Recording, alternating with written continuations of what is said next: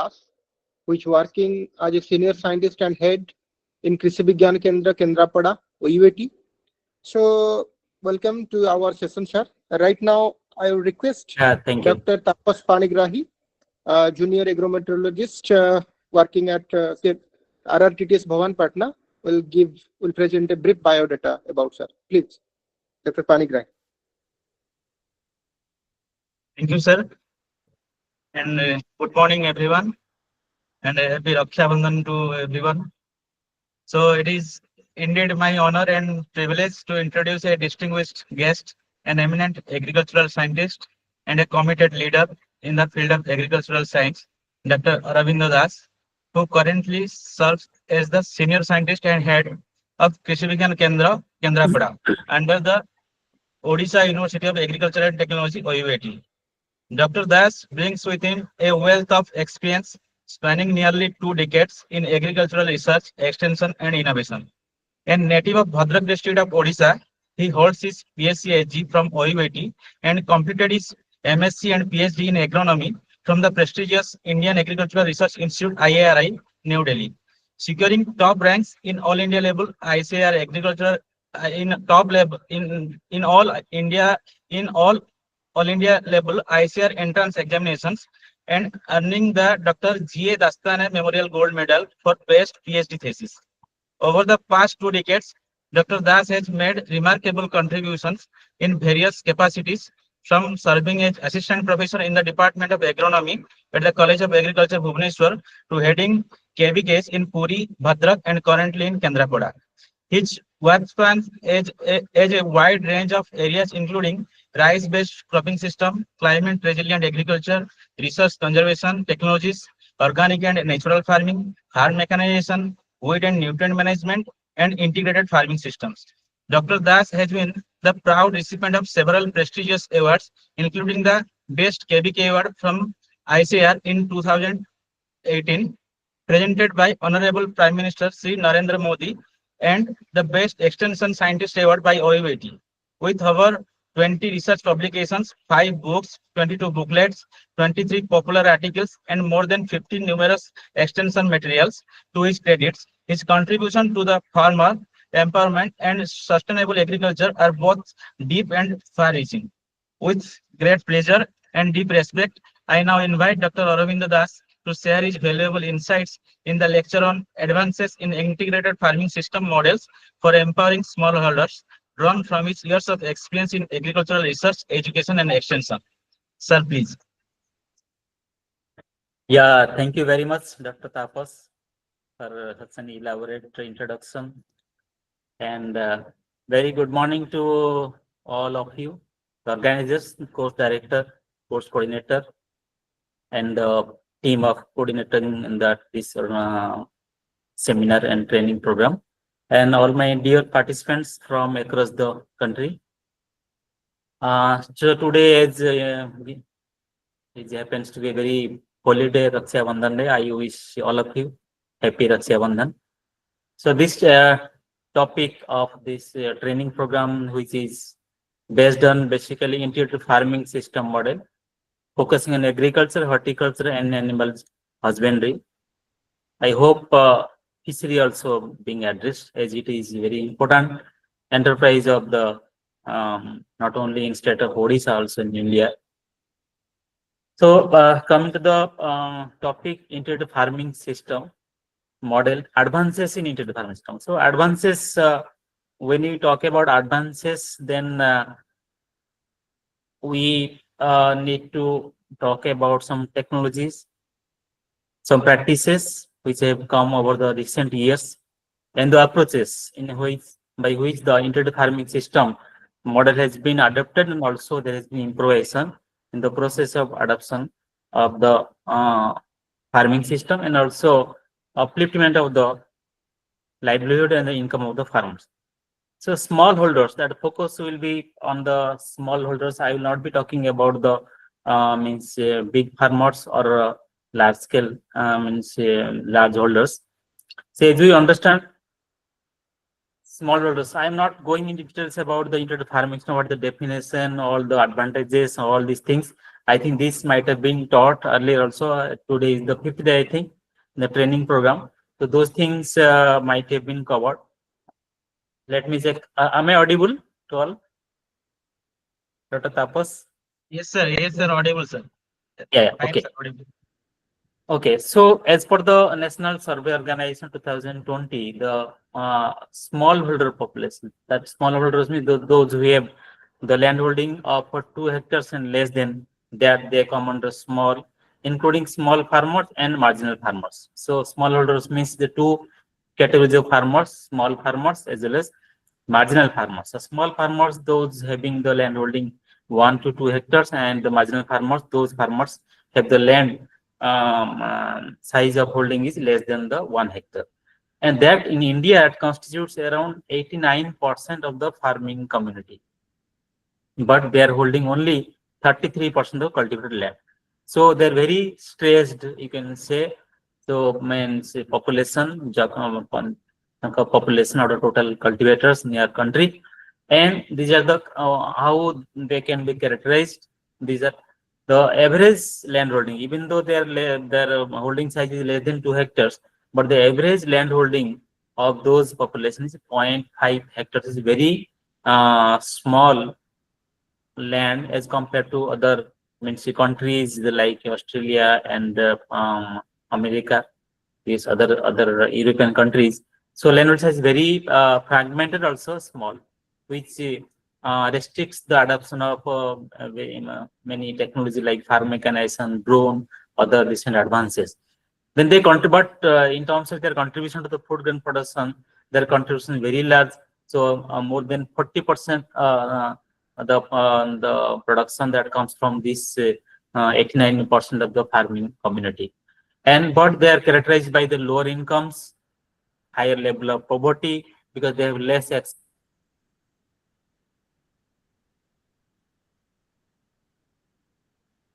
So all these limits their among this population.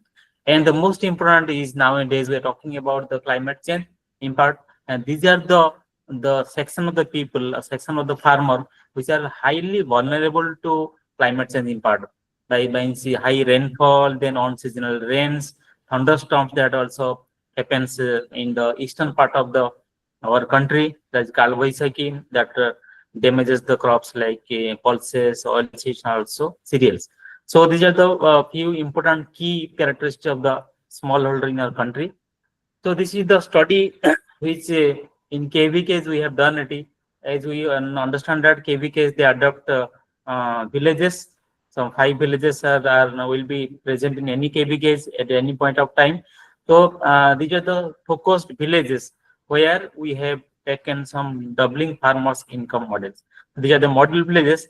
So here we have analyzed their incomes. So of course, any farm family, if you analyze the in the rural areas, so they are by default they are adopting into the farming system, even though not these are not addressing the honoring the key characteristics like resource recycling, then around the year income, and also is employment generation. So those things are not systematically, scientifically, logically designed, but by default their system is integrated. And we have analyzed their income from which sources of income. So it is found all those 4 villages. We have seen that the crop component including agriculture and horticulture crops and also ornamental, they are contributing very largely to the total farm family income. So some villages it is 50% and some villages around 40%. So more or less similar kind of proportion is there in terms of income from crops. Then after crops, there is difference in from village to village.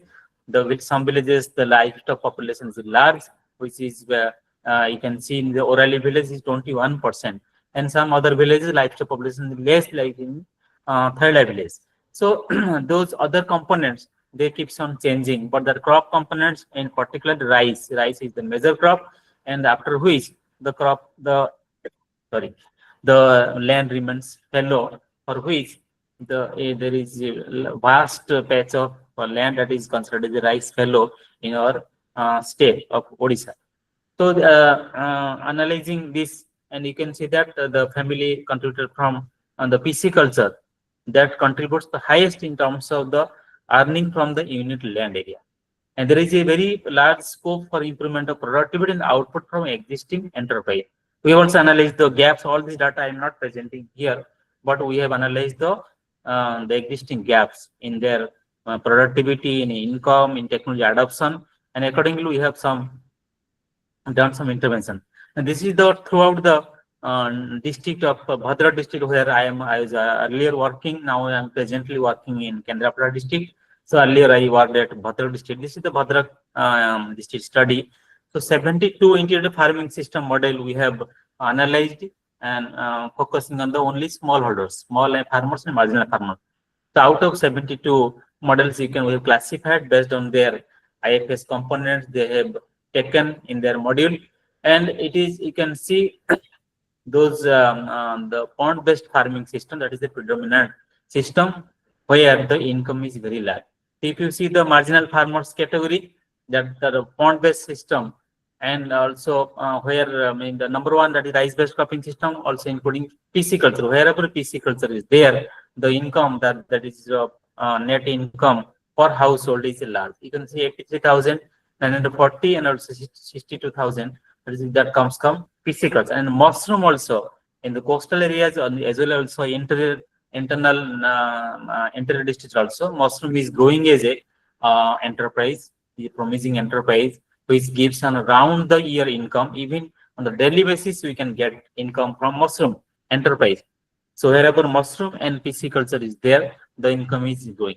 So this is the existing farmers into the farm they are adopting and their income level. And we analyze their the scope of integration of new components, and also there is also expansion of the existing component. Now, this is the pictorial graph. You can see in the which component there is how much existing is there, that component is existing, and how much scope is there for integration of that component. Even the rice is entirely almost 100% of the farm family. Those who have analyzed, rice is the crop. So you can see existing is 100%.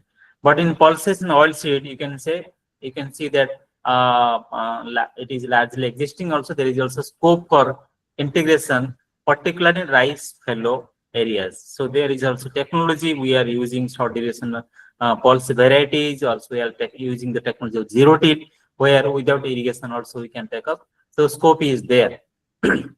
Similarly, in case of vegetables, all the components you analyze, vegetables also existing is there, and there is also scope for integration. There is also equal amount of scope for expansion of the existing enterprise. Similarly, fruit crops, then PC culture. PC culture is a large scope is there for integration. The maximum course for integration is there for PC culture and mushroom. And these are the most adapted the potential enterprises, in particular in Odisha. So people are looking for, also they're also getting earning from those enterprises. And if you come to the dockery and apiary, dockery also the scope is there, and some constants are there, like threats of wild cats. The threat is there, which they attack the dockery and they kill them. That for that reason, the farmers are not adopting this dockery. And apiary also is in a little intervention is taken up, or farmers are adopting it in small scale, but still some areas where flora population is there, so we have scope for adoption of apiary. So what if, as per our approach in our studies and also works in integrated farming system, so intensification of existing pattern, we find that two ways options are there where integrated farming system will more strengthen, also their livelihood giving strengthen. First, intensification, improvement of the existing production system. So whatever farmers they are doing, many farmers they do not adopt the new things. So they have some kind of innovations there. Any new technology, new practices we are adopting, we are recommending them. So at once they will not adopt it. Not all, those are innovative, they will accept it.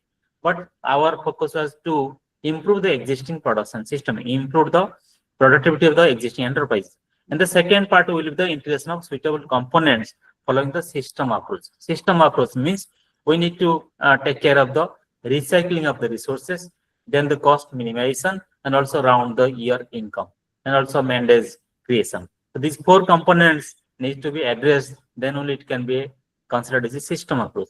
Then also off-farm like mushroom cultivation and other enterprises, the non-farm activities also the farmers they adopt like the women group, they are adopting agarbatti making, then other also craft making, these are non-farm activities. So they need to be integrated in the farming system in that way that we are they will complement to the other implements. And market orientation, that is very important.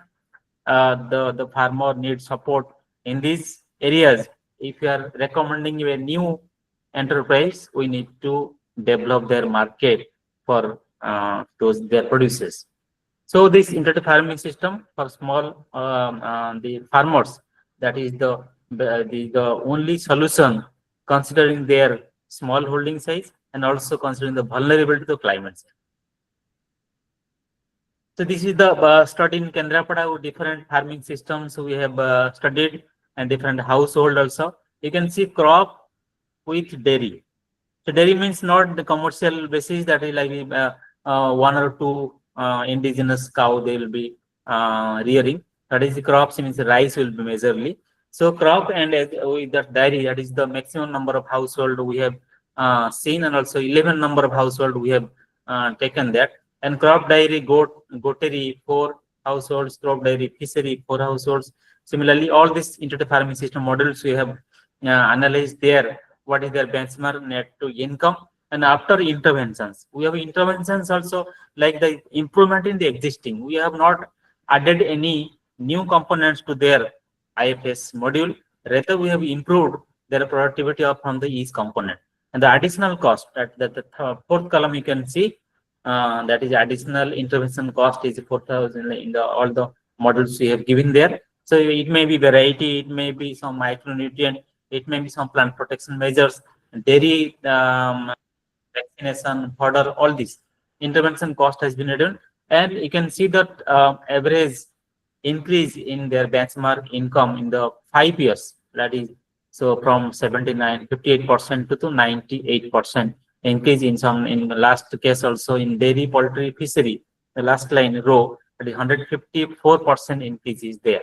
So these are two blocks we have there are this, and this is the study that is in collaboration with the IFS project of OUT.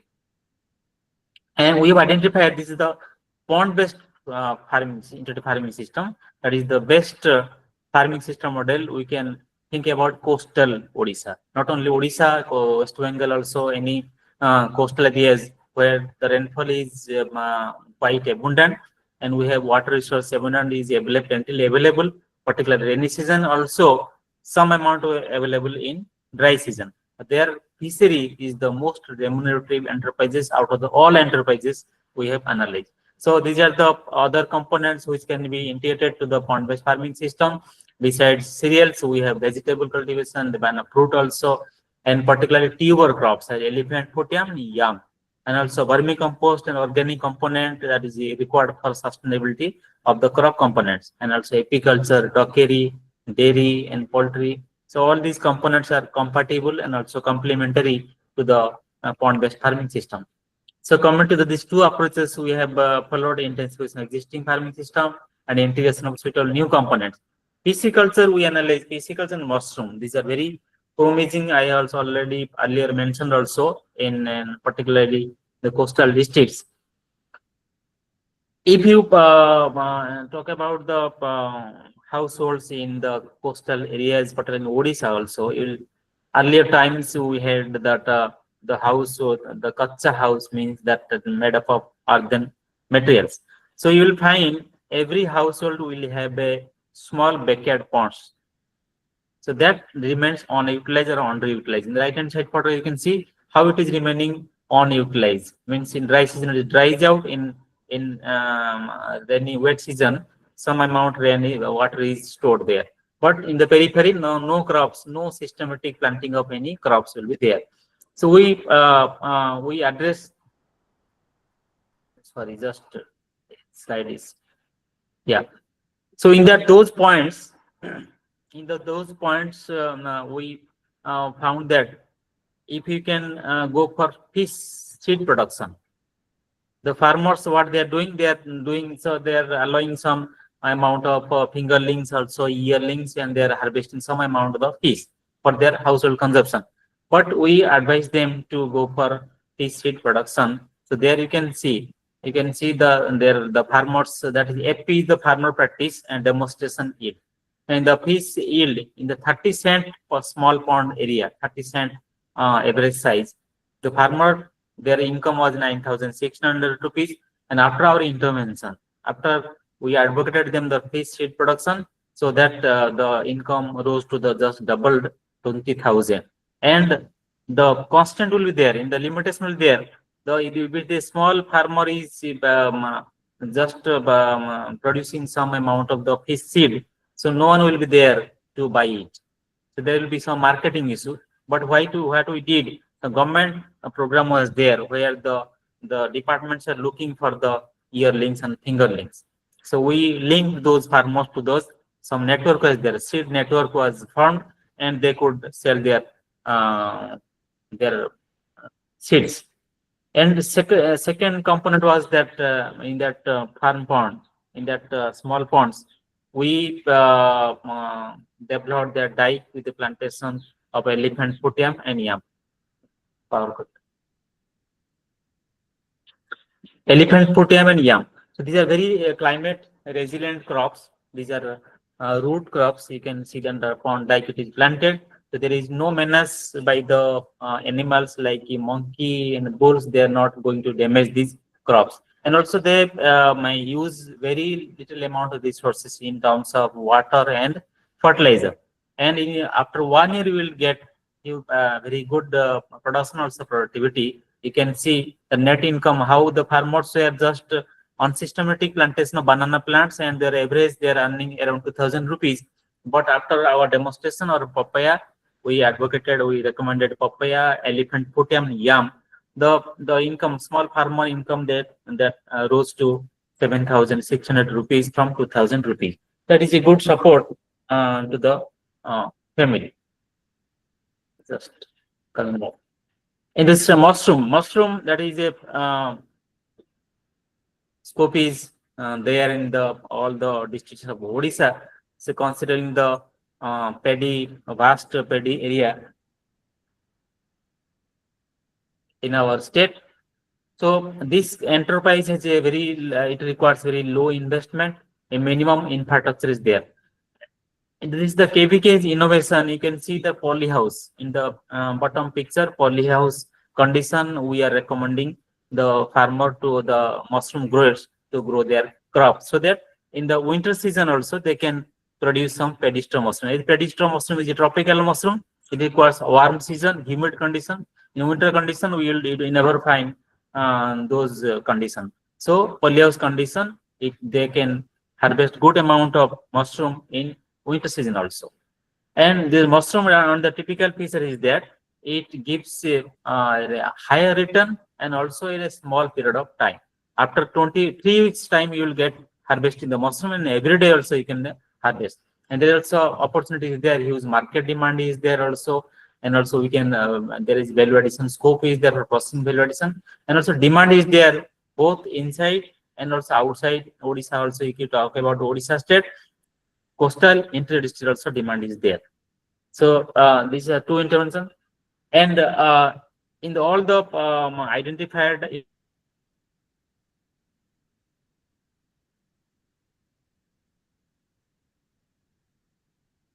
they are taking, like one time stocking, one time harvesting. But what technology was multiple stocking and multiple harvesting?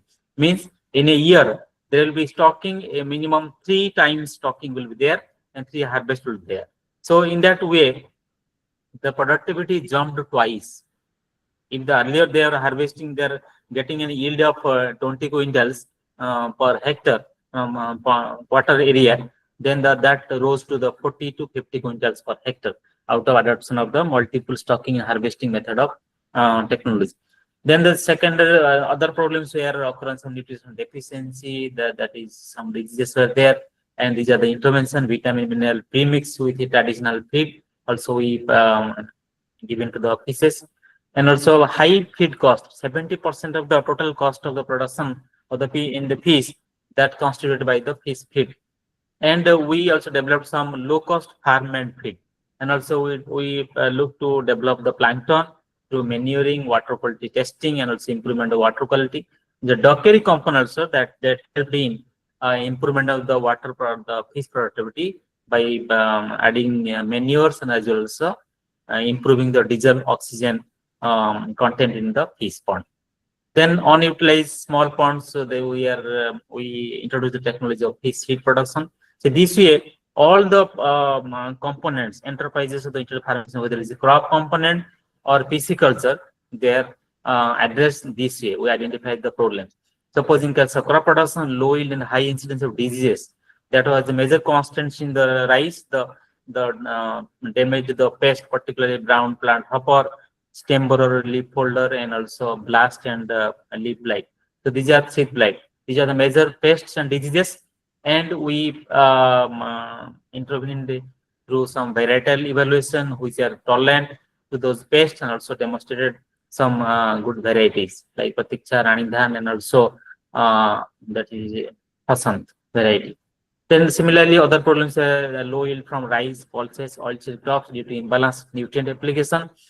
We advocated the nutrient management practices through this management of nitrogen through leaf color chart. So all these interventions were taken as per their problem for diseases like blast, then seed blights, and also pests like BPS and white-backed plant hopper, stem borer, leaf folder. So these are demonstrations where IPDM were there. So in horticulture also talking about the ponds, suboptimal utilization of the pond dikes.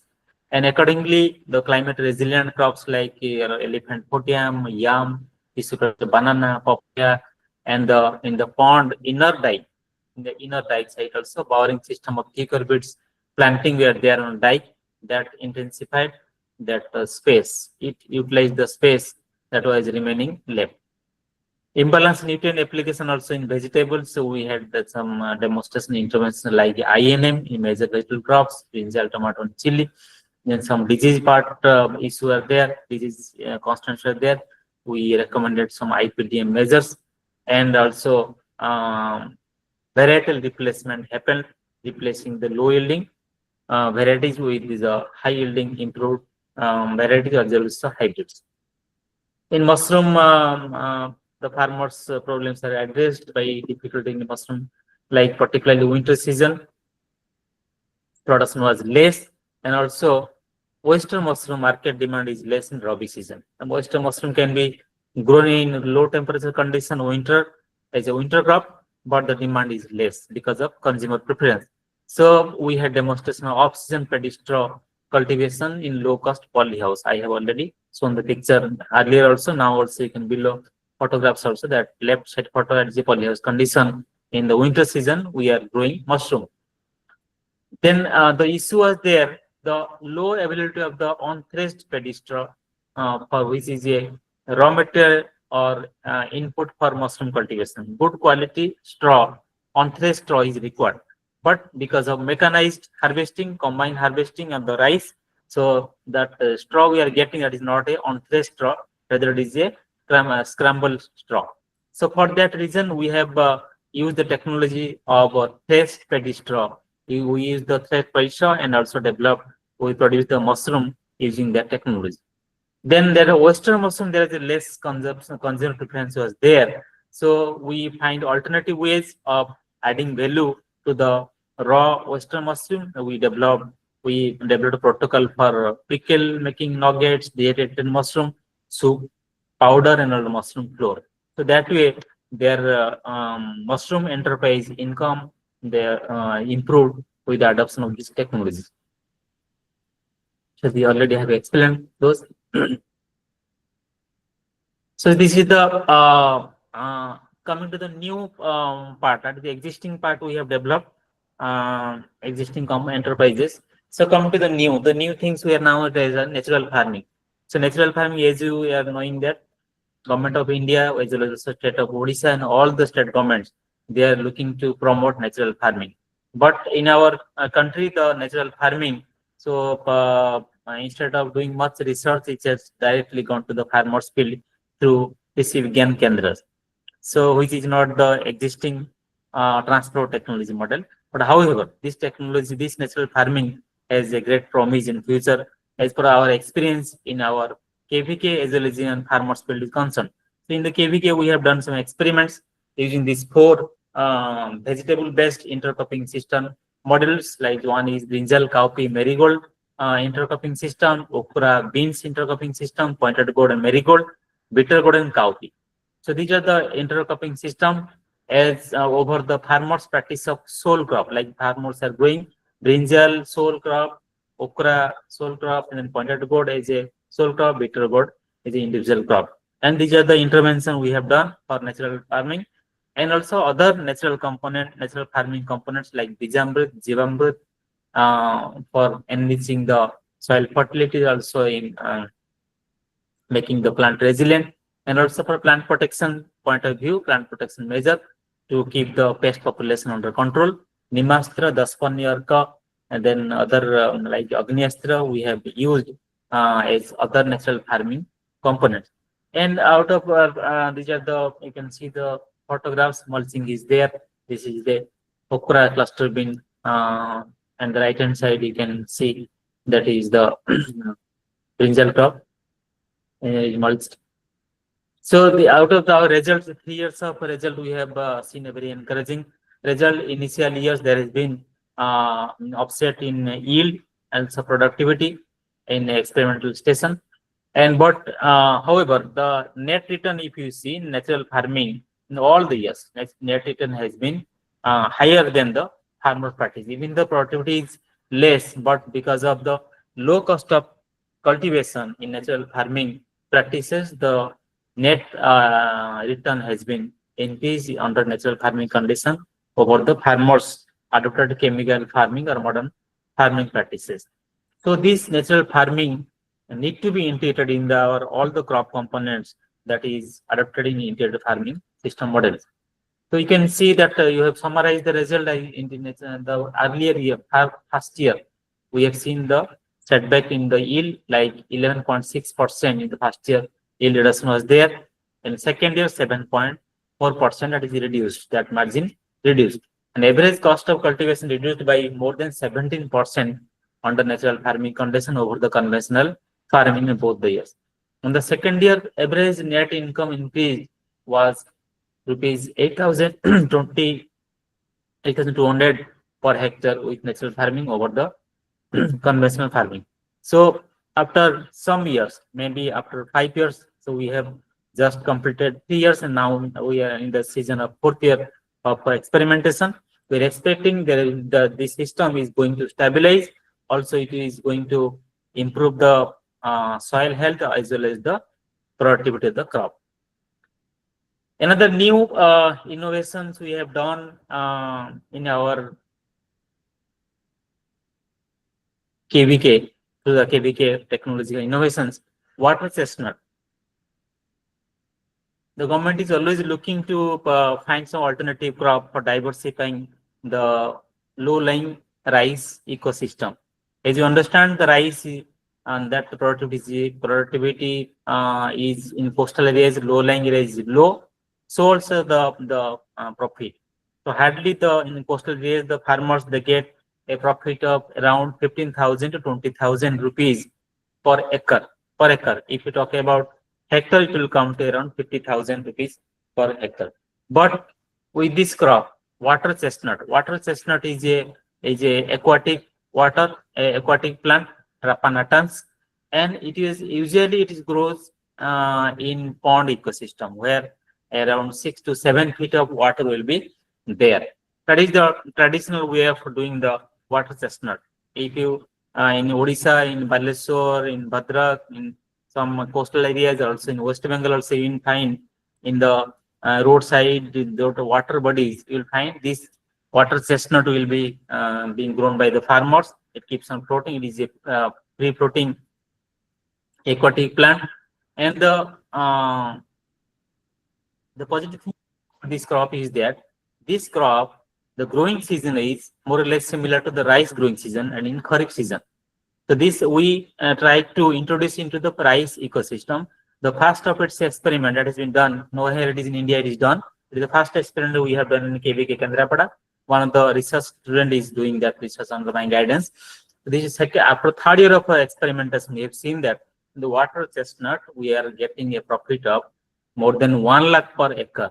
In the 1 hectare, if you convert, it will be around 2 lakhs to 2.5 lakhs rupees per hectare we are going to harvest from water chestnut crop. If the farmer is not willing to give up the rice, and 50% rice, we have different models we have tested here. 7 different landscaping technology we have tested. Result we are not presenting as it has not been concluded, but I have just for your knowledge, you can also try in your areas. So rice ecosystem we have seen, we have disproved that notion that it requires 6 to 7 feet of water. We have done this crop in 1 foot of water also. We have tried 2 models, 1 feet, also 2 feet. We have seen 2 feet is giving more yield than the 1 feet water depth. But even in 1 foot depth of rice water, which is prevalent in rice ecosystem, this crop is suitably grown, also successfully grown, is harvested. And the harvesting time also similar to the rice. Rice harvest in the month of November, October last, or November or December. Sometimes it goes to January also. But this water chestnut, it starts, the fruit starts from the month of August, September, and you can be harvested completely in the month of November. So it is coinciding with the rice, kharif rice phenology. So a few of the case studies we have done. This is the case studies in the one of which Bhadrak district in coastal Odisha. So these are the in the left hand side you can see before intervention. These are the existing enterprises. The farmer is farmer called Santosh Naik.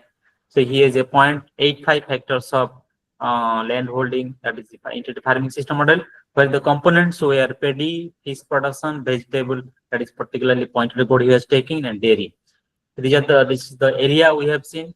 In the fish, what he was doing, single cropping he was adopting. We have recommended him to go for multiple cropping pattern of pisciculture by use of stunted fingerling and stunted yearling.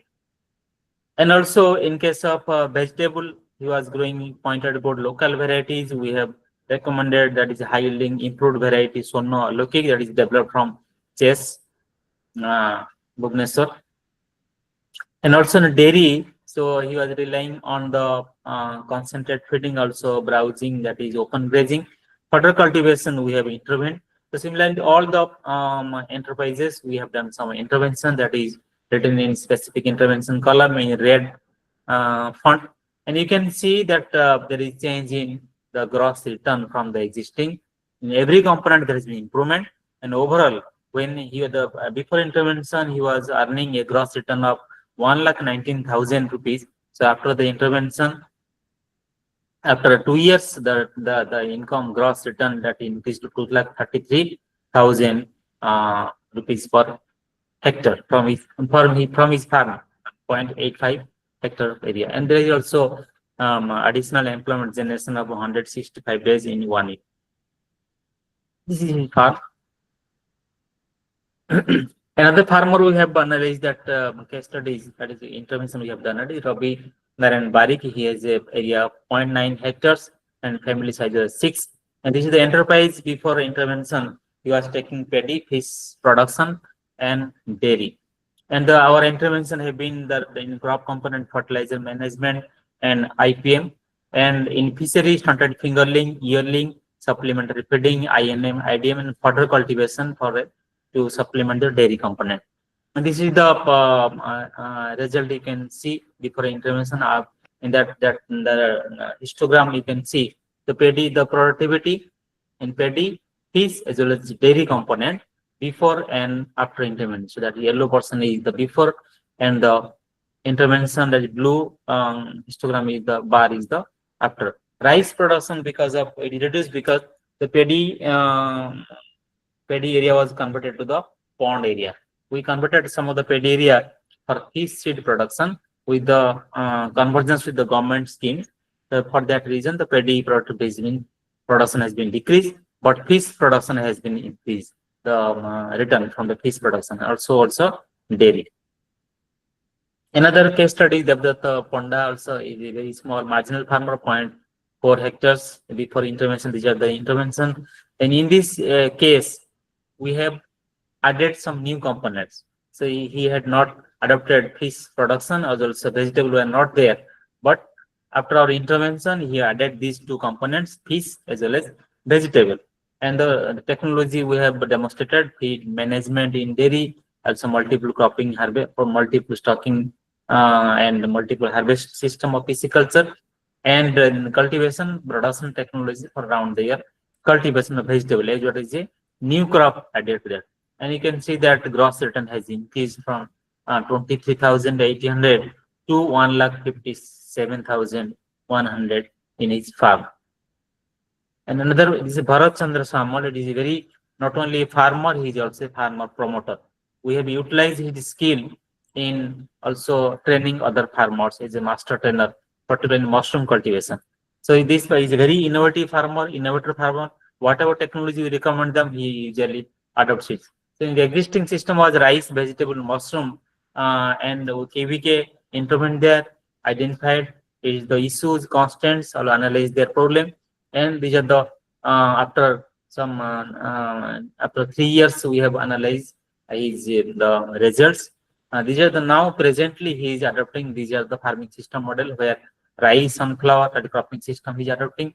Vegetable that is growing in the farm pond area, fruits, plantation crop, pisciculture, mushroom, dairy, vermicompost, and agroforestry.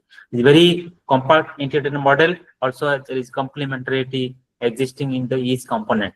You can see the family employment generation that has happened per year more than 1,000 man days per year. And net return you can see that is 5,84,000 per year. And opportunity cost, that is the family level, family persons are engaged, their cost is 2,25,000 we have analyzed. That is called this opportunity cost. So in there, that farm also recycling value of the recycling of the resources we have analyzed. That cost, that is hidden cost. It is not sold, but it is recycled in that system. The farming strategy costs about 83,600 rupees in his farm. Another farmer similarly, Prabodh Behra also, you can see these are the interventions here we have advocated. Vermicomposting using silpoline cloth, vegetable under this polytunnel condition.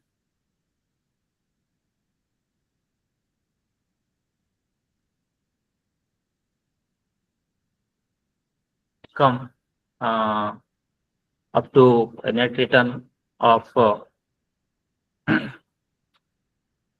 4,16,300 rupees per year. And family employment generation has been up to 704 man days per year. So coming to the implementation, how we have developed and also we can able to achieve whatever we have done, convergence with the departmental scheme. Without convergence, we cannot do anything.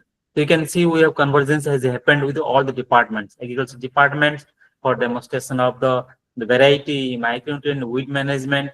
We have converged with the horticulture department, high valued crops I mentioned there, yam also development of some structures, polyhouse structures for seedling raising, department of fishery also for the demonstration of fish seed production in small tanks. So all these things, and Atma supported us in the demonstration and training part, capacity building. And ARD department, we have taken their help, demonstration of poultry, fodder, and vaccination, all these things. So these are the success cases that only happens with the convergence of department schemes. And also to mention here that the role of NGOs also, some NGOs, civil societies, they have also played an important role in the success and implementation of our projects. So come to the what out of the particular this integrated farming system work, what lesson we have learned. So improvement of productivity of existing enterprise. That is the first approach. We learned that is when we approach the farmer to give recommend a new technology, the farmers immediately do not accept it. So we thought that we need to improve their existing enterprise. That is the one lesson. Enterprise combination is a gradual process. We can't expect that farmer that will at overnight you will adopt a thing. So it gradually it will see the result from their peer groups, the neighboring farmers, then they will accept it. Better utilization resources and recycling farm that happens in that into the farming system, that is understood. And we have also seen that out of our experience. And social factor, that is key role for enterprise selection. When you introduce the poultry piggery also, they are not being adopted. And some technology like Kadaknath poultry, they are not being adopted by the coastal farmers, particularly the other some social section of people. They're not adopting because of some their social barriers. The constant monitoring and regular technical backstopping. What I'm saying, why I'm saying this, government schemes are there to promote into the farming system, but they are not gaining that momentum, or it's not being properly adopted by farmers because of that lack of monitoring and regular technical backstopping. 1 year or 2 year we're doing intervention, then we're withdrawing our support. That is the major drawbacks why this technology or any technology not being adopted by the farmers. Market-led production ensure that is understood. Without market, we cannot recommend a farmer to adopt a new technology enterprise. Fish seed production, that is more remunerative than the table fish production. That we found out fish seed production has a great scope, also very remunerative, because we can harvest 3 batches of fish seed as compared to 1 batch in fish production. Poultry at the improved color bird and dockery facing natural threat. I mentioned wildcat tells their threat to these enterprises. Then upscaling through convergence with the line dependent, as I mentioned the last. So these are some of the lessons we learned, and there are new means advances in areas like here use of artificial intelligence, use of drone technology, use of conservation agriculture, then use of farm mechanization, also a new two technology I mentioned, natural farming, and also that water chestnut, other alternate crops to improve the productivity or to diversify the kharif rice areas.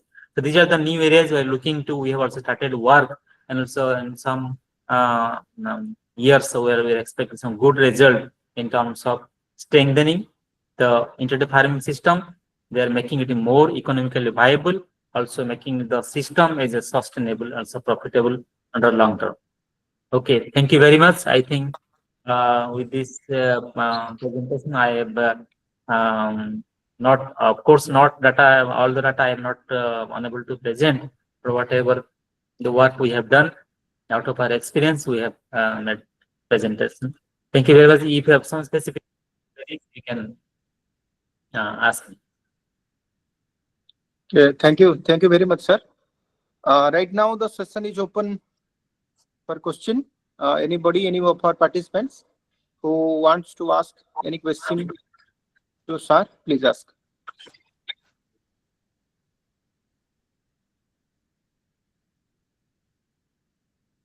Any question from? Yeah, sir.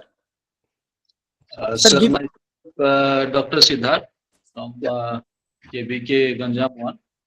It is a very nice presentation, sir. Really, whatever I was wanting to ask, you addressed all the issues. Only one thing is there. In our area, what we are finding that we are not having the water, we are not having the pond having water for whole year. We generally have 6 to 8 month water availability. In that condition, in mostly during the late Rabi condition, the vegetable farming is also